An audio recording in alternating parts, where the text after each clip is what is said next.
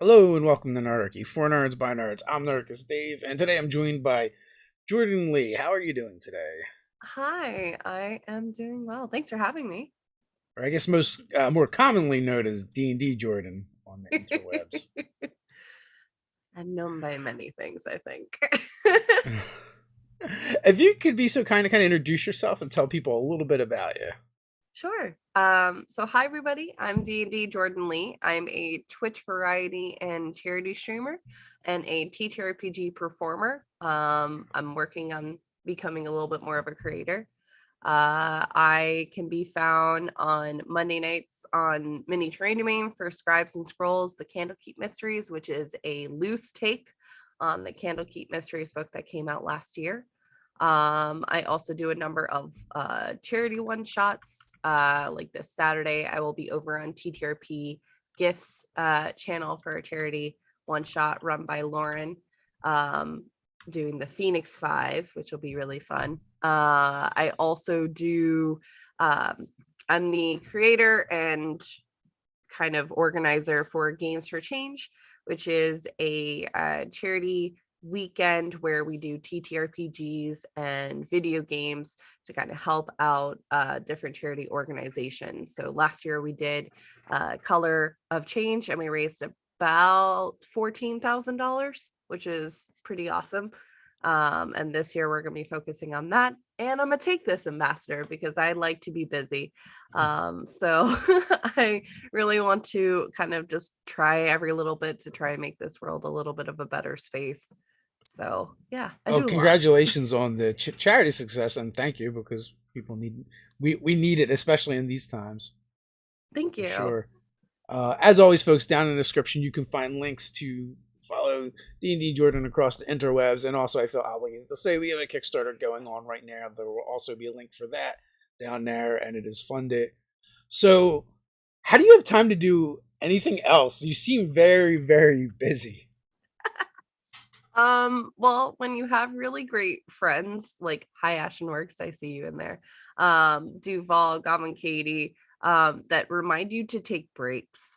That really helps. But I just when it comes to scheduling and doing projects, I try to do things on smaller pieces first. That way I'm not trying to do everything at once.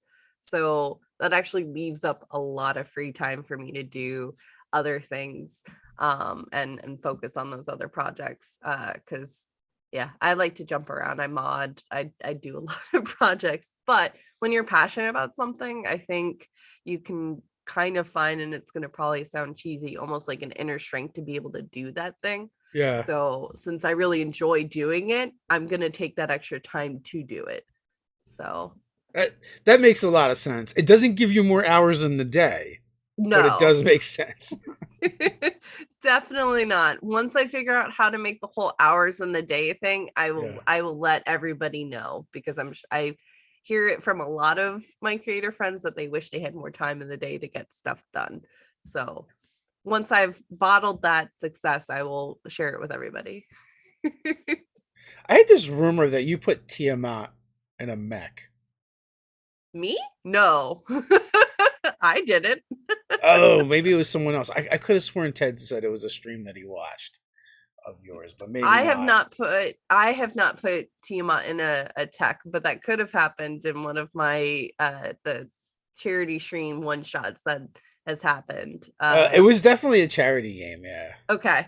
Yeah, as far as I know, I didn't put him in a Mac, but I will claim partial ownership of that because sure. I But mean, no. there are definitely worse things to claim ownership of. For sure. Yeah. So, what kind of content do you want to create? So I really want to create more stuff in the D&D space, as well as kind of make things a little bit more relatable. Like on my channel, I do a lot of video game streams. So like I do, there's this game that's called Dead by Daylight. And the way that I kind of introduce it to new people that don't necessarily know anything about the video game is it's basically like a one shot. You're playing these you're in an escape room, you have this survivor with a backstory and different proficiencies that you can kind of pick, and you're trying to survive. And meanwhile, there's a killer that's basically like a warlock that's running around the game trying to get you.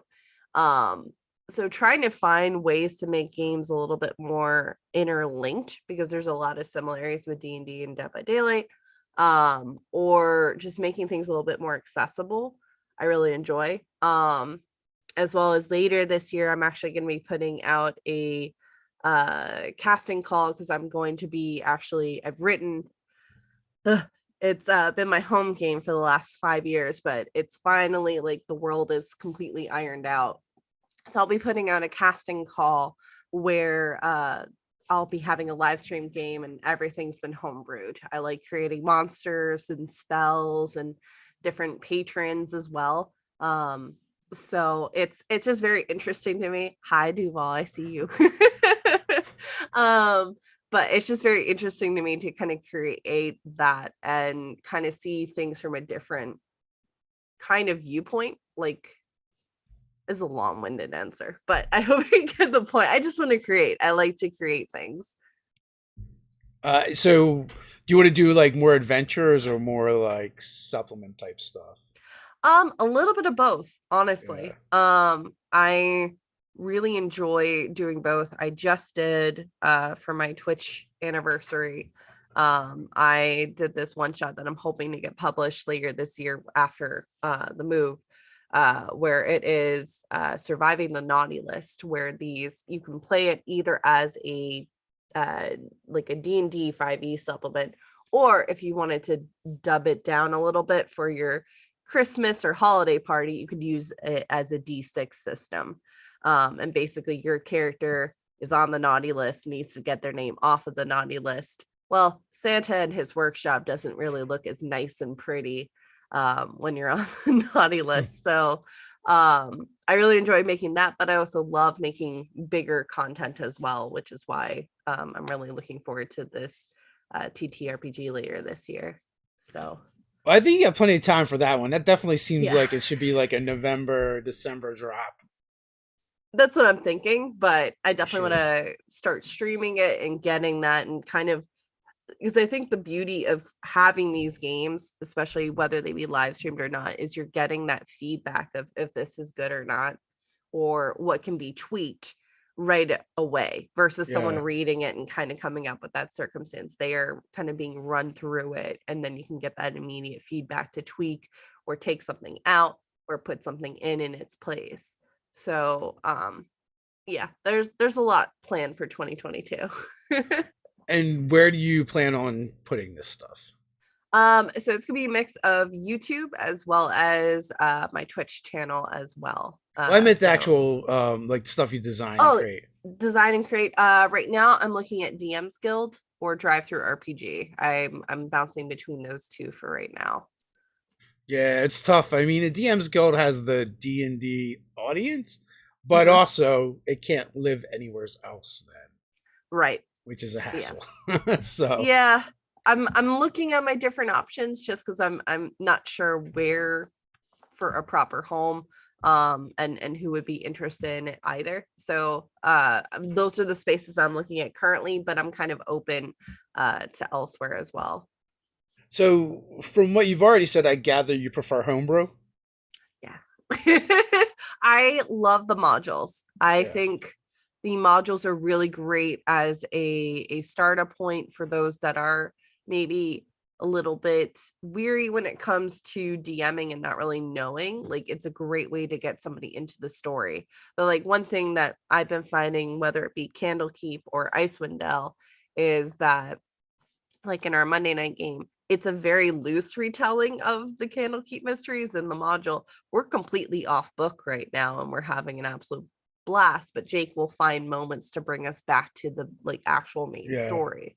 But I think that's the freedom of it, is you're able to then tell those stories, and you're not just tied to, okay, now we're on to the next book and we got to do this, and we're not going to explore this character and why they're still involved, what their choices are, the changes that they're going, the inner party kind of hierarchy that can kind of happen too.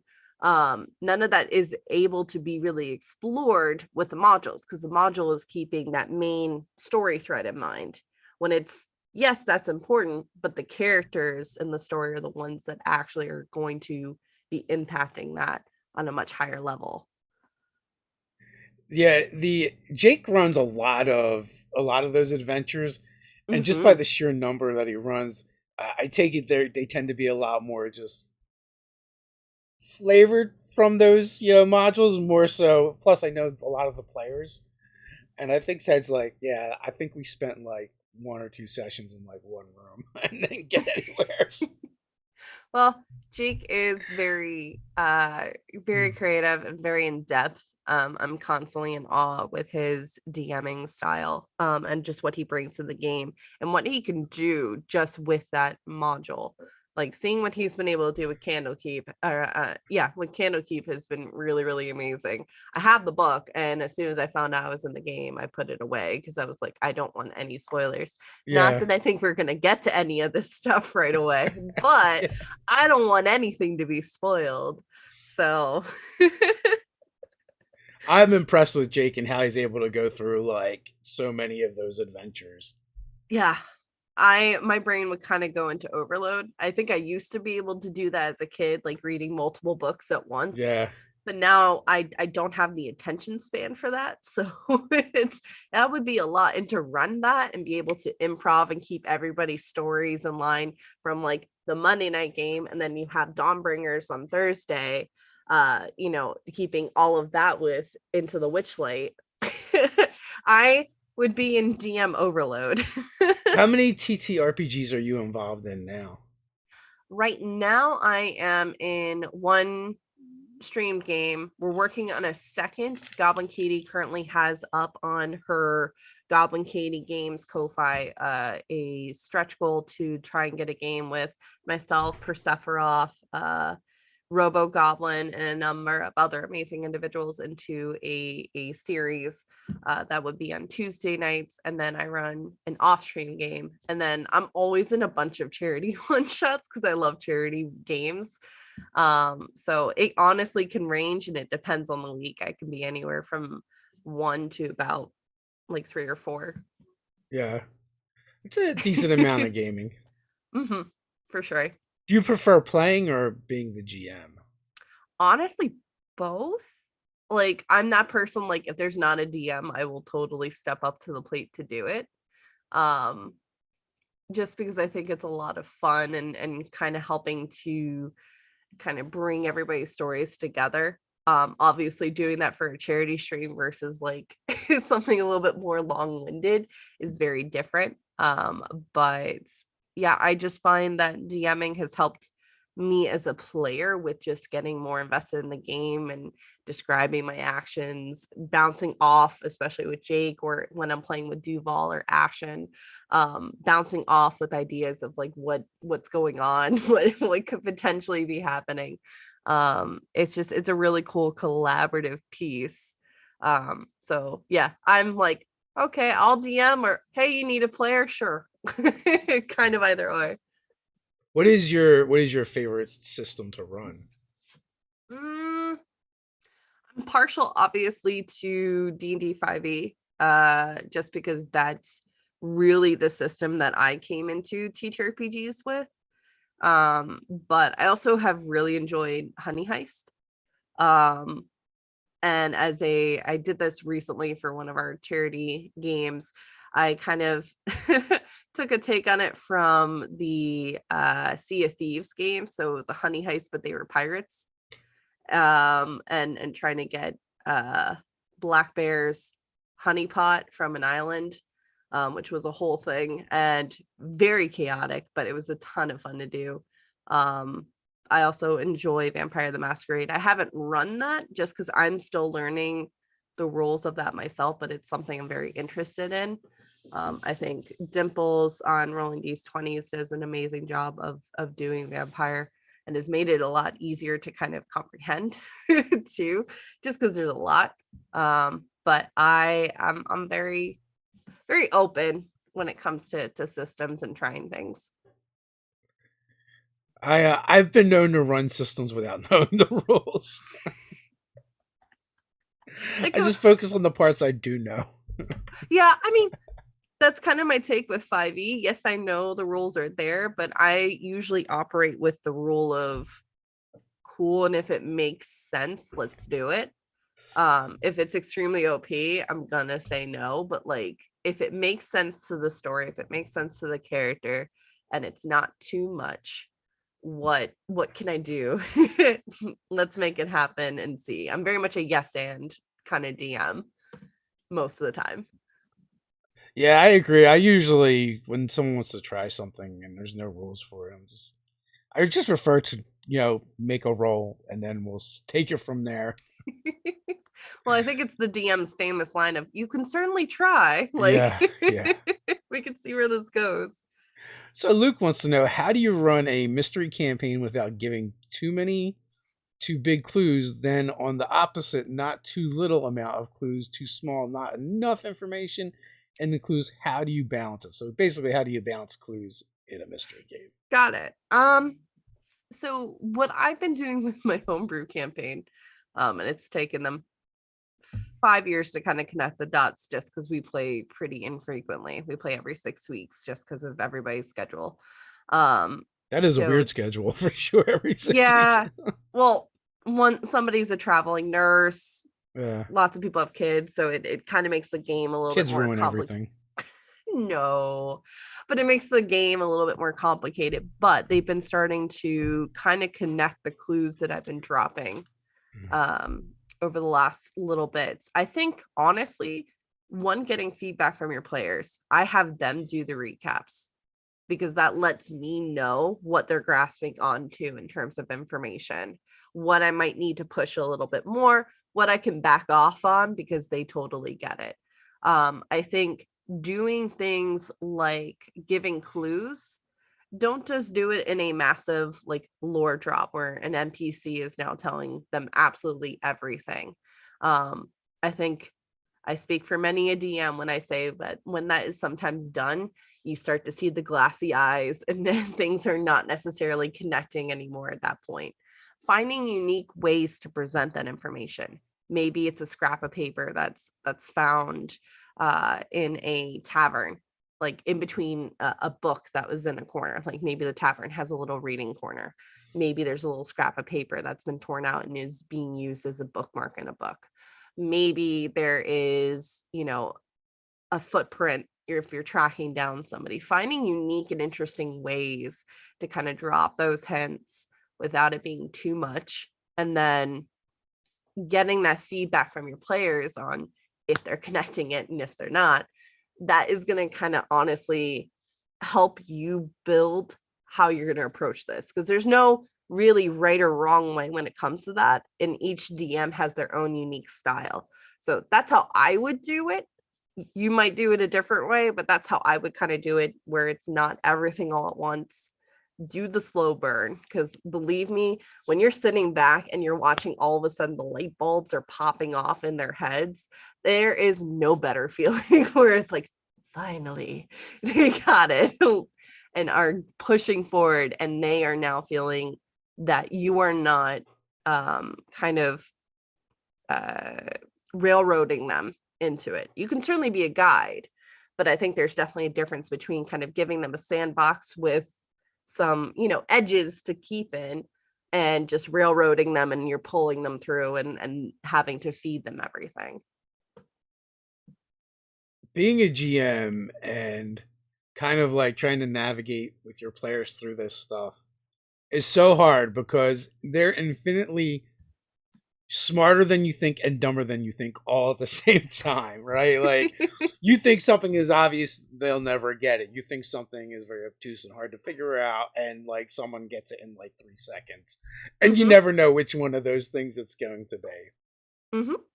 I would say like the biggest thing is like, don't make it depend on die rolls. Like when it comes to clues, like if you want your players to have clues, just give them the clues.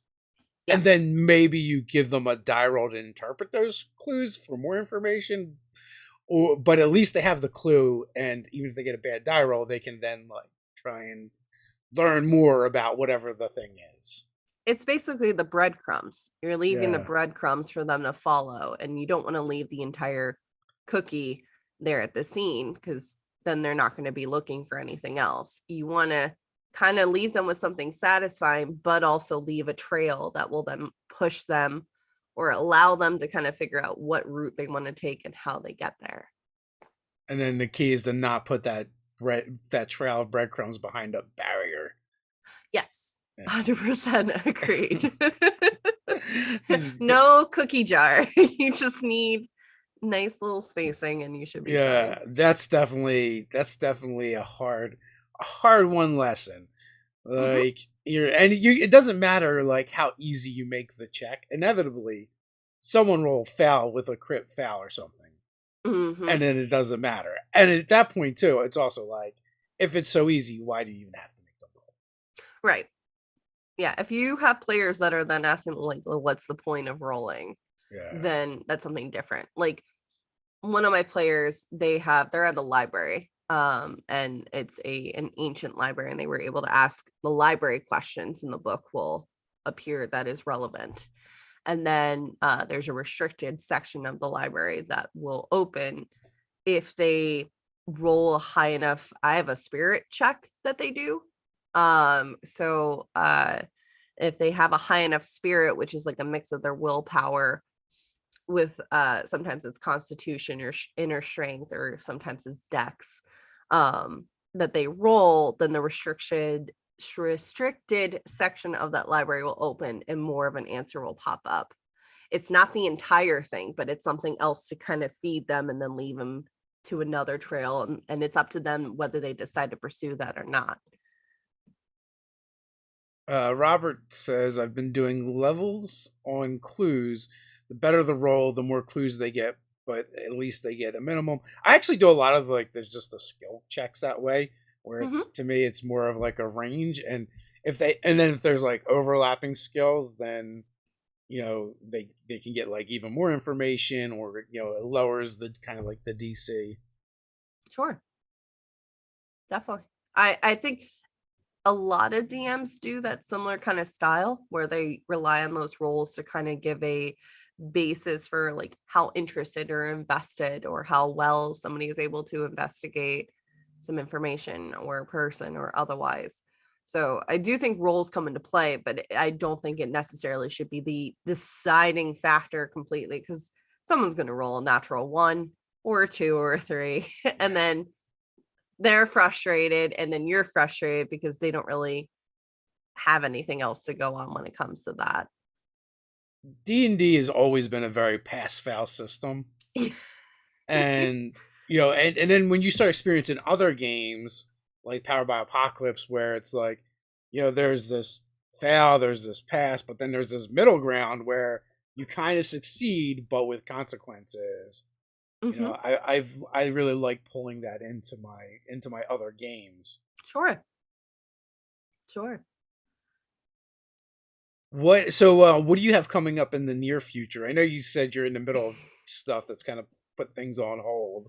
Yeah. So I'm in the process of moving. I'll be moving down to Atlanta next month. So that's put a lot of like projects that I normally would be doing right now on hold until after the move. But getting ready for the next round of games for change weekends. So normally the first weekend would be my birthday, but since I'm moving, that's being pushed back until an undisclosed time. I gotta look and see about the schedule for 2022. So we'll be doing another TTRPG and video game weekend for Color of Change, and try and see if we can get to 15K, which would be really cool. So that's happening, as well as if the Goblin Kitties game gets completely crowdfunded, which we're really close to the goal, then that will be taking up my Tuesdays, as well as I'll be hopefully running a game on my channel. I'm looking at more mid to late summer, with everything that I've been building for the last 5 years, and putting out some content, whether it be Where is that GM's being Guild or crowdfunded otherwise. at? So it's on Goblin Katie Games. It's her Ko-Fi, her second Ko-Fi, which Okay. is just for this project. So that's a ton of fun. And then just working with Jake and Dwight, because I'm part of Mini Terrain Domain and helping out there. And then I'll be working with Chaotic Tiefling Productions down in Atlanta. So whatever projects they're ready to throw at me. It's gonna be busy but very fun year. Do you know what you're going to be doing down in Atlanta with them? Um, nothing that I can like talk about at this time, but it's going to be a mix of TTRPG projects as well as other nerdy kind of hobbies as well. So there's some stuff that's on the roster that I'm really really excited about.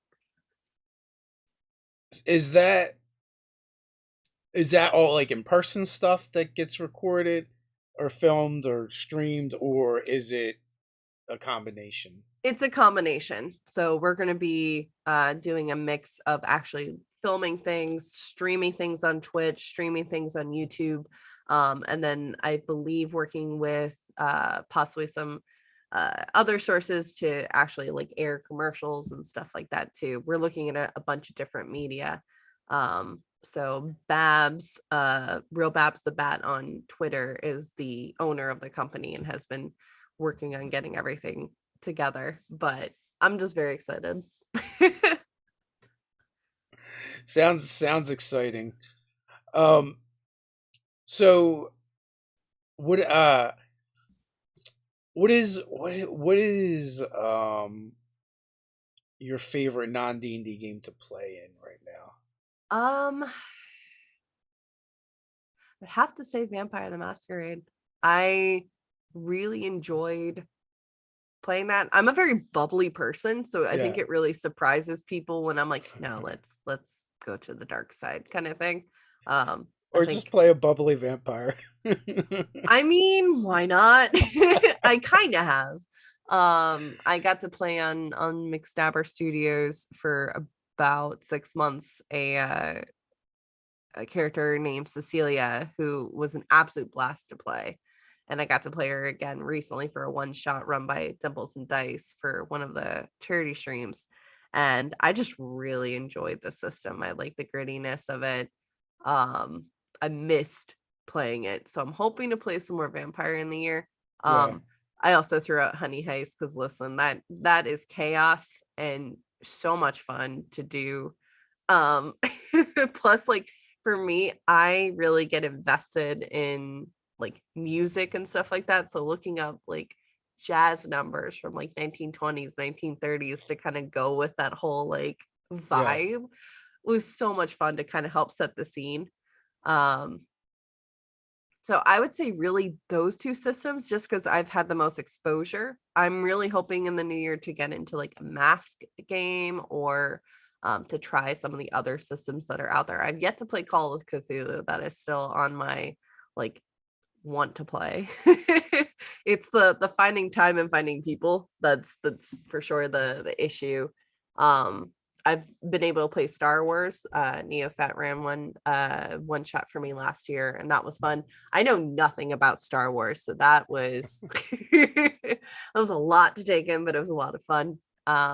But yeah, I'm very partial right now to Vampire and Honey Heist. I consider myself a casual when it comes to Star Wars. Like I've watched the movies, right, and Mhm. that's about it. And I don't have a great memory either, so so it was kind of weird because I've definitely played in Star Wars games where they were like partially TTRPGs and partially like trivia games. Mhm. Uh, I know uh some of the lines from the movies, but that's yeah, about it. I know nothing. yeah, and also like I like Star Wars, but I don't like Jedi, so. Valid. Okay. Nothing wrong with So when I that. do find myself playing, I'm very like we play. I guess we did like we did one or two campaigns, and when I play, I'm very like anti Jedi. I don't know. They're just kind of like snooty. They annoy me. They're the paladins of They Star are. Wars. They are the paladins of Star Wars. Which version did you play? The Fantasy Flight games or one of the previous ones? I think it was Fantasy Flight. Weird Dice. Yeah. Yeah. I mean, the whole, So, yeah. I was like, I don't know any of this and what it means, but Neo is telling me I rolled really well, so I'm going to take that. yeah. I mean, it does take some time to like figure out because you have to like learn to sort the dice. And like when we started playing, there was like a shortage of dice, Hmm. and you could. So I ended up buying like a bunch because you can't like have one set. It's like Right. impossible to play the game with one set. So I ended up buying like a bunch of the starter sets because it was cheaper to buy that than to get the dice at that point. So, but yeah, Yeah. I really don't need a whole lot of excuse to buy more TTRPG stuff though. I mean, I like looking. I'm when it comes to systems and stuff like that, I'm always looking around our supplements just because I think the stuff is really interesting.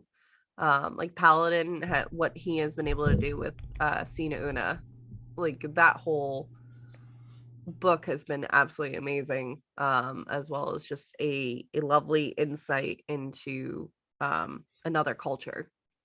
And the artwork's amazing too. It's really great as a GM, especially if you're homebrewing a lot, to look at these other supplements to kind of use them as inspiration. Not copy, but use them as inspiration to kind of create your own things or what you would tweak about something. Um, so yeah, excuse me. Yeah, I've enjoyed seeing it, Una, but kind of like dice, I will collect supplements and dice as much as I can. So, you said you're more recently into TTRPGs. Yeah, I played a little bit in college, but due to some gatekeeping and some topics that I don't necessarily believe should belong in any TTRPG system, I ended up stepping away from the table for a while. And then over the last, I want to say 6 years is when I slowly got back into TTRPGs.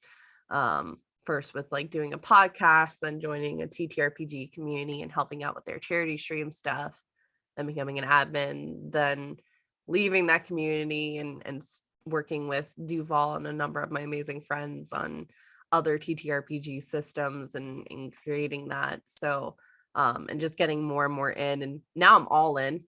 So it's just been really, really, really fun to kind of see just the change, because definitely coming into it as a newer person, but also a girl and someone who's LGBTQ and also has chronic pain, like there's a lot of gatekeeping that can kind of happen. So it's really wonderful to see just how open. Yes, there are obviously areas that need to be improved, but just how welcoming the community is and just how wonderful the community truly can be. Um, it's just been really wonderful to be a part of that. And that's why I work so hard to try and make this space as good as I can be.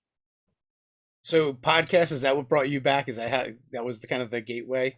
You're like, Yeah. oh, there are some non-terrible people in there. Yeah, a little bit of podcasts, and then I was more in familiar with YouTube for a very long time.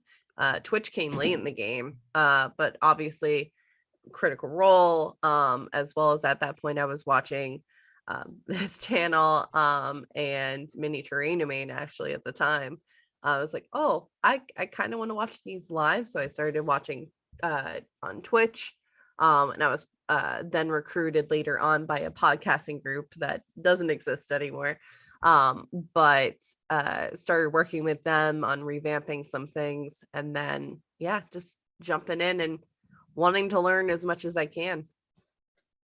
That's one of the things I've really enjoyed about doing these live chats is the number of people that are relatively new to the hobby, and not only they come in and start playing, but they get really involved in the community and community building, and they're doing actual plays and podcasts and Hmm. creating content where even as someone who's been doing it for a long time, it felt like there were certain like I don't know, so certain like rites of passage. Like you couldn't just start and be a GM right from the beginning, and you couldn't do this or you couldn't do that. Where a lot of those barriers seem to be have been broken down, and also a lot of those barriers too were self-imposed, not Hmm. necessarily from the people that I was around. it just kind of felt like, you had to put your time in first.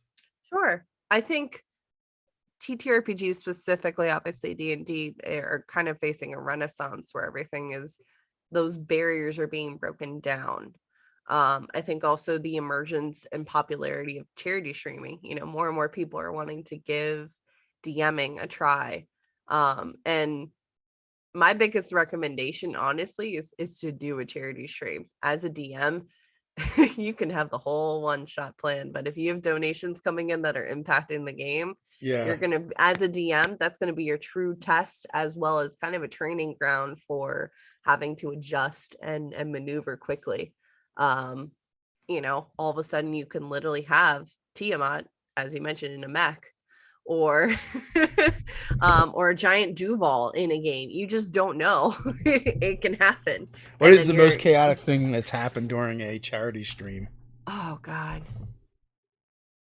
Um the one that jumps to mind right now, and there's literally a clip of it on my channel. Philadelphia, who's one of the co-founders with Duval of the Amphitheater, was doing a D&D 5e one shot, and someone donated for the Kool-Aid Man to appear, and we had to fight the Kool-Aid Man, so that was a whole thing. Yeah. There was also Robo Goblin turned into a dolphin, and he actually had on his camera set up, so all of a sudden his picture changed from Robo to a dolphin, and I was producing that game, and I walked off. I think the entire cast walked off for a solid minute. Yep, there was, yes, Maverick, thank you. Maverick's one of my mods. We had the incidents where we had not one but two potted plants in the span of 2 minutes, for a bunch of roles. There was that a Chaos Sorcerer thing? No, that was just Wild Magic Surge. Someone donated for 2 people to get it, so Yeah. Goblin Katie and the Cedar Forge ended up turning into potted plants mid battle, which was pretty funny. There was also Jake ran a game and the players were Tiamat, and then Tiamat seduced a Tarask. It was a whole thing. Honestly, you have to watch it to believe it. The VOD is on my Twitch channel, and it's going to be going up on YouTube probably after the move. But that was a whole thing that I didn't know was possible. And then it was romance. Yeah. So that's the beauty with charity streams. You just never know what's going to happen, and it's kind of beautiful. That is crazy. I mean, one of the some of the more memorable moments in our own games have definitely been from Wild Magic Sorcerers. So I could just imagine adding that to your game all the time would be crazy. Yeah. Well, and especially when you your community, I always say my community is chaotically good inclined. So, and most of the people in it are DMs and players. So they take full advantage when chaos is breaking loose. It is fully breaking loose. I think Ashenworks at one point, who's part of Huntsman's Hydra, literally did it so we were taking on a puppet at some point, and a giant chew train, because on Twitch you can get those hype trains. So he made some kind of warlock thing happen where literally now we're fighting a locomotive in the heat of battle while taking on a lich, because that made sense, because it's a one shot. You just go with it, and it's kind of fun. It never ends how you expect it, but that's kind of the beauty of it being a charity one shot where it's all enclosed. It's obviously very different if you're playing that in a full-fledged campaign. Having that every week would probably make the story really impossible, but I think being able, and that's why I recommend anytime anyone is coming into the community to do a charity one stream, because with that, the weight of knowing the rules, of knowing everything is kind of off your shoulders, because it's relaxed. It is a safe space for you to be creating things, and people are enjoying it, and you're getting that feedback, while at the same time that pressure of, okay, I need to know all of these things, and we need to hit this point by this like this part by the midpoint or the end of the game. You just know by the end of the game, it has to end one way or the other. And if your group is okay and you've talked to them and you're fine with them TP and King and they're fine with it, they can do that too. So it's honestly the best way to get into TTRPGs would be to do that. I believe Jake is trying to invoke plausible deniability here. Uh-huh. Look, I just added the trash per the donation incentive that was reached. The players decided to seduce it. Sure. You're part of the problem, Jake. You put it there.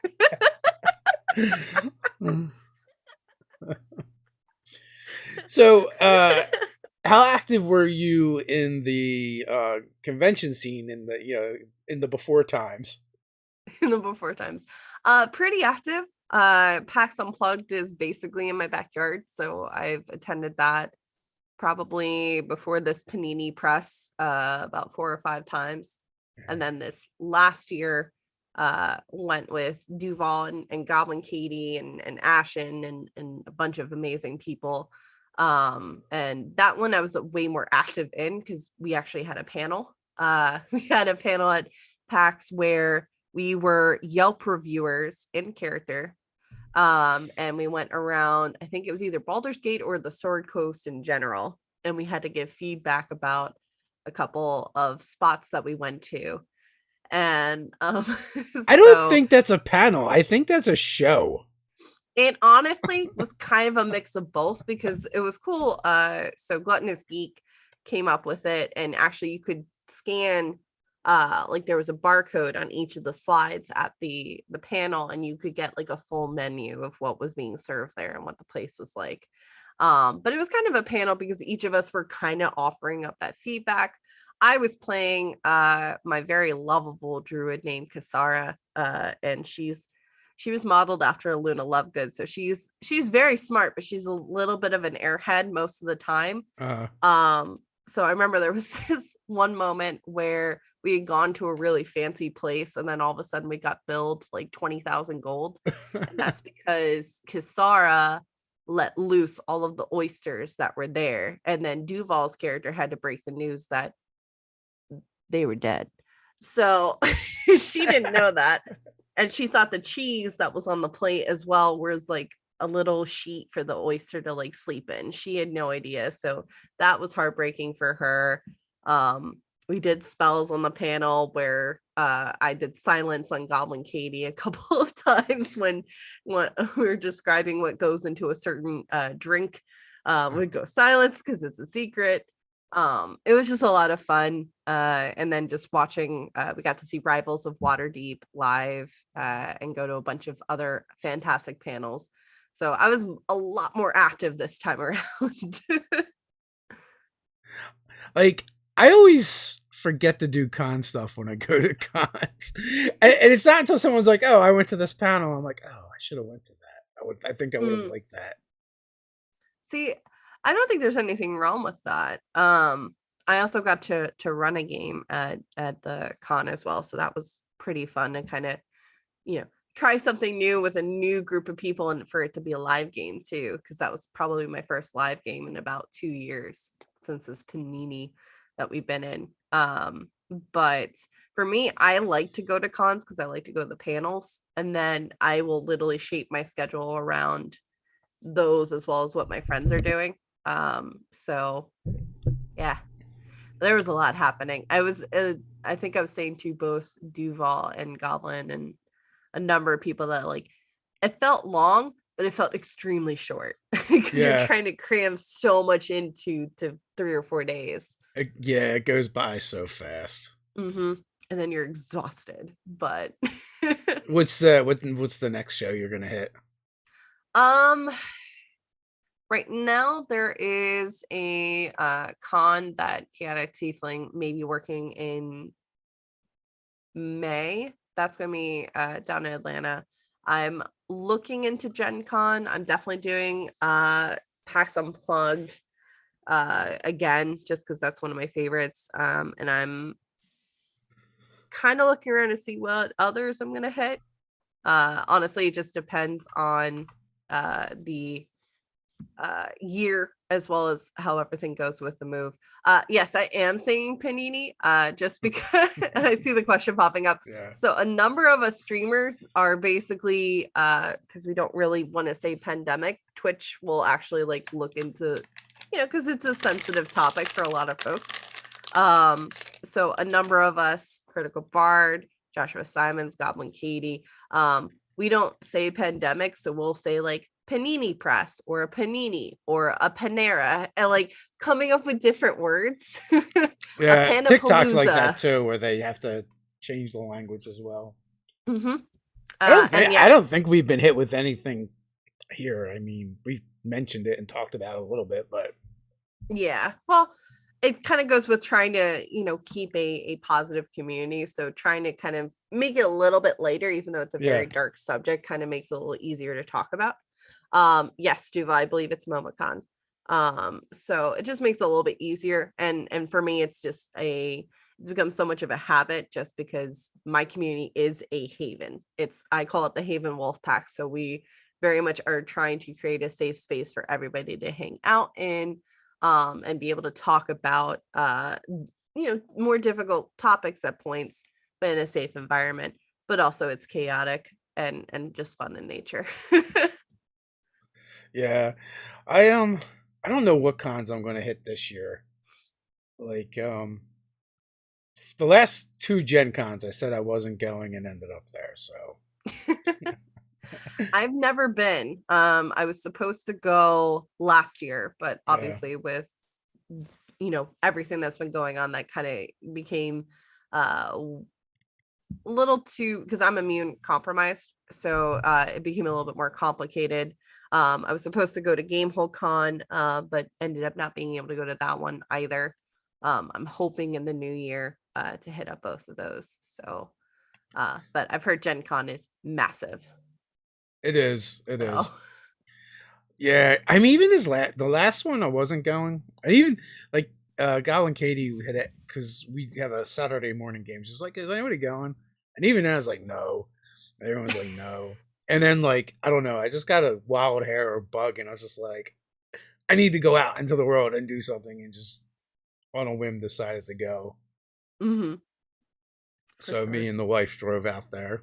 It's like a 10.5 hour drive. Yeah, it's not too bad, but yeah, it's a Yeah, little that's bit of a about like trek. the limit. Mm-hmm. Like Anything game longer than that is too much. I think like Gamehole Con is like a 13-hour drive, and I'm like, I don't think so. I cap out at the 10 hour mark. Mm-hmm. That's But valid. yeah, so this year we did hit Gen Con and PAX Unplugged, and PAX Unplugged just did a better job, in my opinion, of how they handled everything and how it was spaced out, and like it was like the first con I've been to where like you could walk down the aisles of the floor and like you're not like bumping into people.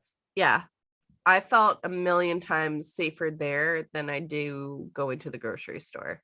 Yeah, So I was, and everybody that I know and like I'm friends with that went took all of the necessary precautions before, during, and after.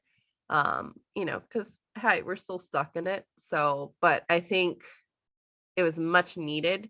A lot of us were working too, yeah, getting stuff out there as content creators, as freelancers. Like this is kind of our bread and butter in terms of getting out there.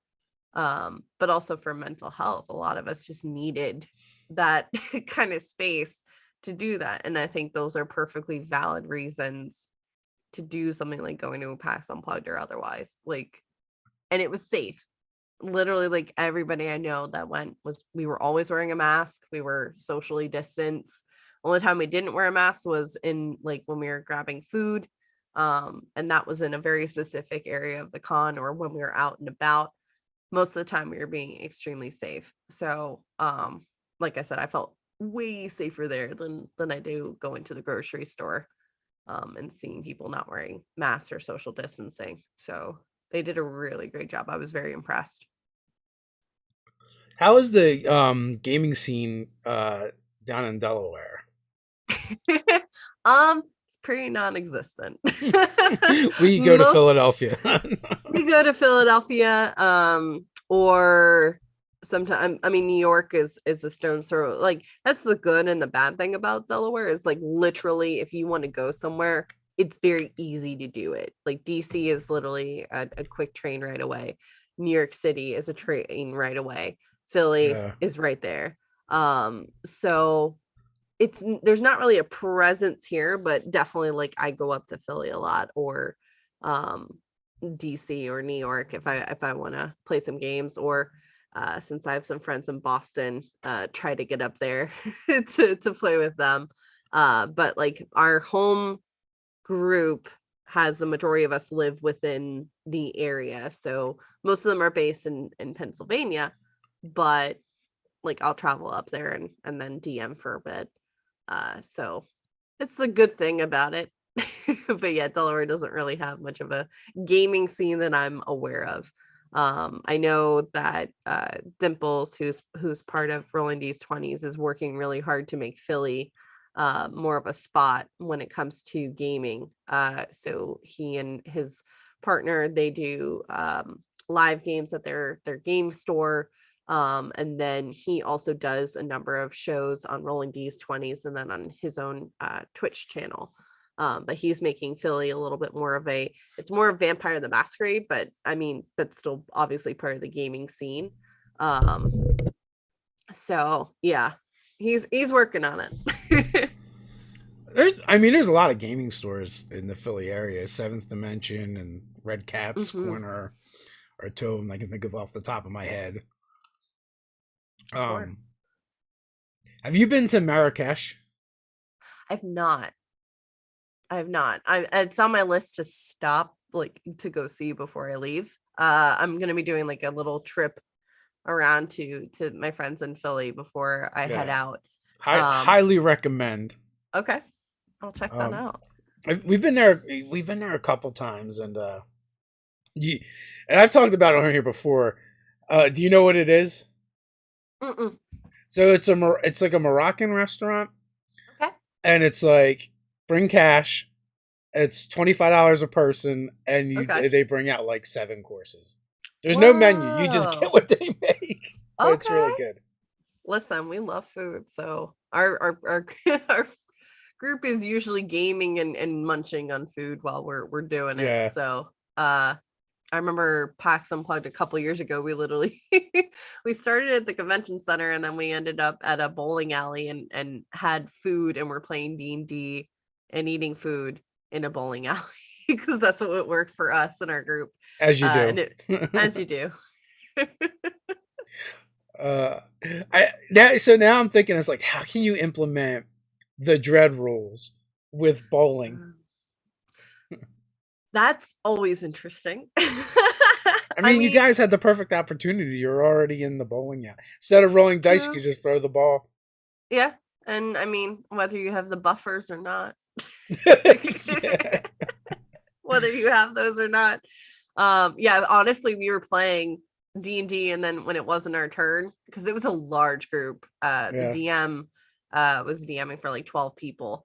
So what we had going on is a bunch of people were, while stuff is happening, they're still aware of what's going on. They would go ahead and bowl and then come back, which kind of honestly broke it up. So that way, if you're first in line with everything, like, you had time to go and bowl, and by the time you got back, you'd probably be at like 6 or 7. So that would kind of space it out, especially since it was a heavy kind of combat based one shot. So that helped. But we got through a couple of games. That is the first. I've never heard of bowling while playing D&D. Yeah. Honestly, it's kind of fun. But yeah, you're kind of strategizing as you're bowling of like what my next move is going to be. And then again, you would get somebody in the group who was like 3 or 4 ahead of you in terms of the combat roll, would like give you a heads up of, hey, it's almost my turn. You need to get back here, so you're aware of like what's going on. So that way you're not coming in and now we're spending the next 5 minutes explaining everything that's happened and you're trying to figure out what you're going to do. So we need a D&D bowling league now. There you go. A And like strike is a crit. you determine the winner of the league because you do like a tournament style D&D game Hmm. combined with what you do in bowling as well. Sure. If you get a strike, it's a crit. You don't get any, that's a crit fail. I think 2C Gaming it's called a TPK tournament where it's like Hmm. competitive um gaming. I've only heard about it. I haven't actually seen it firsthand yet. Interesting. But Yeah, that could be interesting. Have like a different monster as a certain number of pins. So you and your yeah. party have to try and take it down. And depending on how well you do, like, okay, an extra roll of the ball is your hunter's mark or your extra attack that you get to do or sneak attack damage, like whatever it is. Well, if That could be you interesting. have you done True Dungeon? I have not. No. So that's kind of like it's kind of like LARPing slash escape room slash playing D&D. Okay. I think like they had the first escape room and just didn't know it. But when you fight monsters, it's a shuffleboard. Interesting. So that's Okay. not really that much different than bowling. No. No, that's not. It's It's just right in line the with board it. is much longer and the shot the instead of a disc, you got a heavy ball. Yeah. I love that. I don't know. We might be on to something. I don't have to say. Yeah, Nernarchy Bowling Con or something. I'm fairly terrible at bowling. I am as well. That's why I use the buffers. I am not afraid to admit that. Listen, you know your strengths, you admit it, you admit your weaknesses. I cannot bowl. I gutter ball every time. Yeah. So Like the actual regular bowling people will come in and be like, "Why are all those adults using bumpers?" why not? Listen, that's the same question of like, okay, well, why are a bunch of people gathered around the table with a bunch of little minis and rolling Yeah, yeah. dice? Well, that would be the next question. Yeah, it's like where am I? How did I get here? Yeah. We've come out Look of at the your life. basements and into the open daylight. Yeah, and now in your bowling alley. Yeah. Um. So did you say you're gonna try and get to Gen Con? Yeah, right now the plan is Gen Con, obviously PAX Unplugged, Gamehole Con, um, and a couple of other ones. I have to look at my schedule and what Chaotic is going to be doing in the new year and what I'm hoping to do. But I'm definitely hoping to hit up some more cons in the new year because it's just a lot of fun and you get to meet a lot of fantastic people. But it's just you learn a lot from them too. Like I feel like I learned a lot about myself and like what I want to focus in on, which is why I'm excited for the move, but I'm also frustrated because there's so many things that I want to do right now, but I Yeah. can't do them until the move is done. So, but yeah, there's a lot of really cool things and just honestly seeing I know we talked a little bit about this before we went live, but just seeing like my friends and their successes and being so happy and proud of them, like Duval on the amphitheater has the new Eulalia game that's live, which has been fantastic to see. Ashen and what he's been doing with Hunson's Hydra has been really cool, and all the work that he's been doing. Dimples and his work, Jake. It's really inspiring. But then it's like, but I want to do it. But I can't right now. I have to wait. And I said it before, I'm not a super patient person. When I'm excited about something, I really want to do it. So I'm getting the pieces and everything in line now.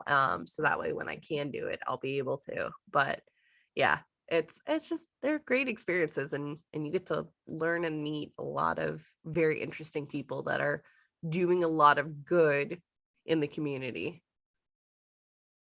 Well, I mean, you don't have a whole lot to wait. Soon.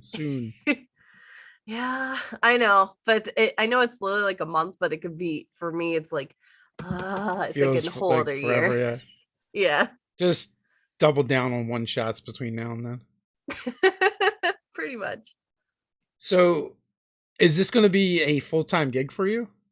I'm hoping eventually, just because I really enjoy making content, whether that be through video game stuff, like what I've been doing with Dead by Daylight, which I talked about earlier, and relating it to D&D, to being a TTRPG performer, to, again, hopefully getting some stuff published in the new year. I really enjoy doing that. But I also really love doing production and that kind of standpoint. So I think content creation in general is something that I'm really leaning towards, whether that is specifically tied to, writing TTRPGs or being a performer, anything of that I think is kind of remains to be seen. And I kind of like the idea of it being open, because I can't imagine just doing one thing. Yeah. I'm very much that person. And I know that in my soul that I like to do a lot, and I don't want to limit myself in terms of that. I think some people are able to do that, and that's great, but that's not my kind of adventure path. So yeah. I enjoy it. It is rewarding. Just hopefully you're not very attached to money. No, honestly, I've joked about it. I'm the type of person that I just want a little cottage in the woods with like Uh-huh. good Wi-Fi.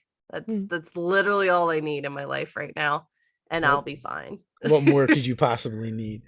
So we're Exactly. just at the hour mark. Final thoughts before we head on out? Um, well, thank you again for having me on the show. It's been absolutely a blast chatting with you, and meeting your fantastic community that you have here at Nerdarchy.